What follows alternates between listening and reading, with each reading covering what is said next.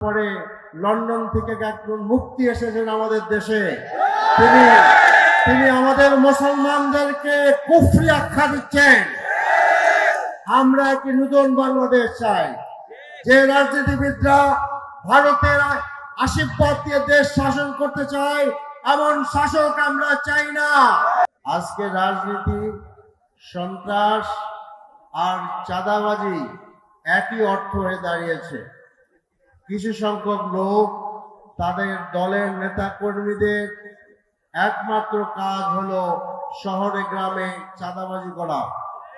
উপরে তাদের খোলসটা হলো রাজনৈতিক, কিন্তু ভিতরে তারা বহু জায়গায় চাঁদাবাজি করে বেড়াচ্ছে। আজানের ধ্বনিতে আমাদের প্রতিটি কাজ পরিচালিত হবে।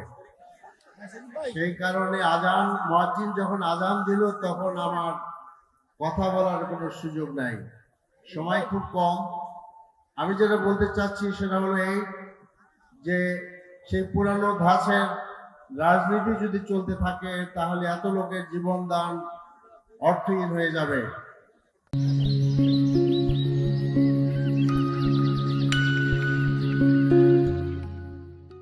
আজকে রাজনীতি, সন্ত্রাস আর চাঁদাবাজি একই অর্থ হয়ে দাঁড়িয়েছে। কিছু সংখ্যক লোক তাদের দলের নেতা কর্মীদের একমাত্র কাজ হলো শহরে গ্রামে চাঁদাবাজি করা। উপরে তাদের খোলসটা হলো রাজনৈতিক, কিন্তু ভিতরে তারা বহু জায়গায় চাঁদাবাজি করে বেড়াচ্ছে।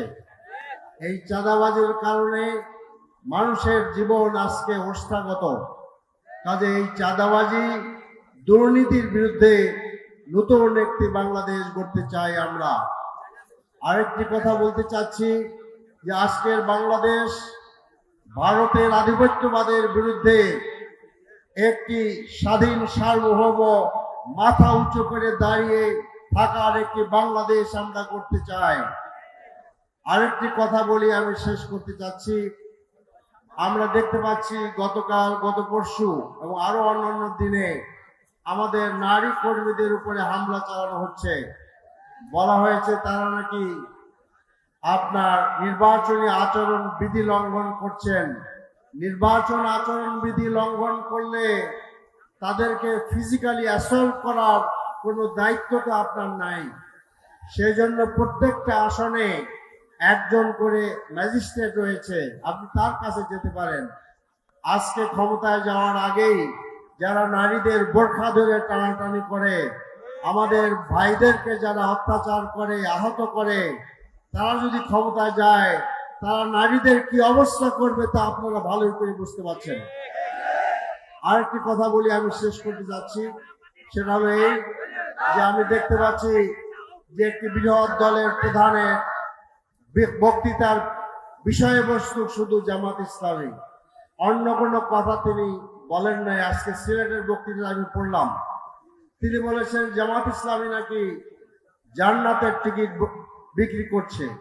তা আমি এই জনসভায় আহ্বান জানাচ্ছি, তাকে মেহরবানি করে এমন একটি উদাহরণ আমাদের সামনে পেশ করেন। রাসূল মকবুল সাল্লাল্লাহু আলাইহি ওয়াসাল্লাম বলেছেন, কোনো মানুষ তার শুধুমাত্র তার আমল দ্বারা জান্নাতে প্রবেশ করতে পারবে না। কাজেই জান্নাত নিয়ে এত ঠাট্টা মশকরা করা ঠিক নয়। তিনি ফতোয়া দিয়েছেন যে জামাত ইসলামের লোকেরা নাকি কুফরি করছে। বিষয়টা খুব ভালো। 17 বছর পরে লন্ডন থেকে একজন মুফতি এসেছেন আমাদের দেশে। তিনি আমাদের মুসলমানদেরকে কুফরি আখ্যা দিচ্ছেন। আমরা একটি নতুন বাংলাদেশ চাই, যে রাজনীতিবিদরা ভারতের আশীর্বাদ দিয়ে দেশ শাসন করতে চায়, এমন শাসক আমরা চাই না। যে বাংলাদেশের হাতিকে হত্যা করা হয়, সেই বাংলাদেশ আমরা চাই না। আমরা নতুন বাংলাদেশ চাই, যে বাংলাদেশের তরুণরা, যুবকরা, যুবতীরা সকলে মাথা উঁচু করে দাঁড়াবে। আপনারা নির্বাচনকে ভয় পান, ভয় পাওয়ার কারণে আপনার শাহজালাল ইউনিভার্সিটি নির্বাচনকে বন্ধ করে দিয়েছেন। কাজে আসুন আমরা সকলে মিলে একটি নতুন বাংলাদেশ গড়ে তুলি, একটি স্বাধীন বাংলাদেশ গড়ে তুলি, একটি সার্বভৌম বাংলাদেশ গড়ে তুলি। একটি চাঁদাবাজ মুক্ত বাংলাদেশ গড়ে তুলি, একটি দখলবাজ মুক্ত বাংলাদেশ গড়ে তুলি, একটি স্বাবলম্বী বাংলাদেশ গড়ে তুলি। ইনশাআল্লাহ আগামী বাংলাদেশ হবে একটি সুখ সমৃদ্ধ ন্যায় ও ইনসাফের বাংলাদেশ। আপনাদের অনেক অনেক ধন্যবাদ। খোদা হাফেজ। বাংলাদেশ জিন্দাবাদ। বাংলাদেশ জামাত ইসলামী জিন্দাবাদ।